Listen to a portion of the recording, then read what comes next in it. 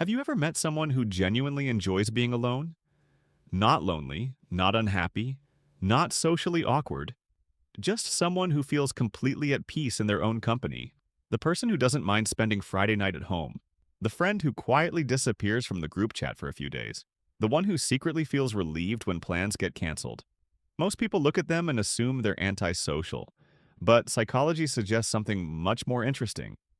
Because many people who love solitude aren't necessarily running away from others.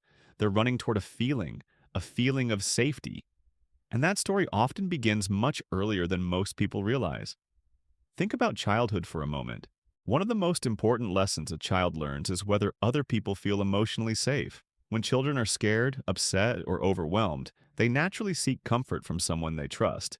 And when those emotional needs are met consistently, the brain learns something powerful.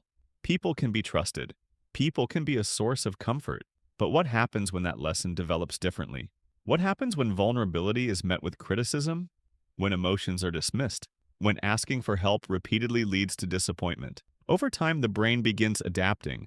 Not consciously, not intentionally, but gradually. Instead of seeking comfort from others, a person learns how to comfort themselves. Instead of relying on connection, they become highly self-reliant. At first, it's a survival strategy, but years later, it can look like a personality trait. People call them independent, strong, self-sufficient, and they probably are. But sometimes that independence has deeper roots, because behind that strength may be someone who learned long ago that being alone felt safer than being let down. But here's where psychology gets interesting. Two people can look exactly the same from the outside. Both enjoy quiet weekends. Both spend time alone. Both avoid unnecessary social events, but internally they're completely different. One person enjoys solitude because it recharges them. The other enjoys solitude because closeness feels risky.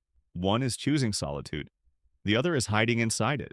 And sometimes even they don't know the difference. That's why the question isn't whether you enjoy being alone. The question is why. Because healthy solitude feels different from protective solitude, healthy solitude leaves you feeling refreshed. Protective solitude leaves you feeling safe. And those aren't always the same thing. One comes from preference, the other often comes from fear. The tricky part is that fear doesn't always feel like fear. Sometimes it feels like peace.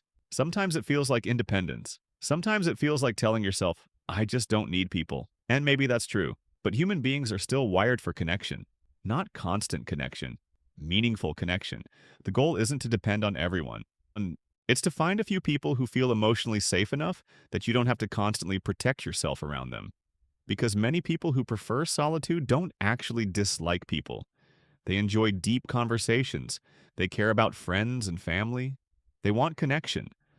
What they dislike is unpredictability, disappointment, emotional exhaustion. Their nervous system learned that solitude is predictable. People are not. And predictability feels safe. That's why being alone can feel so calming. Not because they hate others, but because solitude doesn't judge them. It doesn't reject them. It doesn't create uncertainty. It simply allows them to be. And once the brain begins associating solitude with safety, that preference can become incredibly strong. Which brings us back to the most important question. Do you spend time alone because it energizes you? Or because somewhere deep inside, closeness still feels dangerous?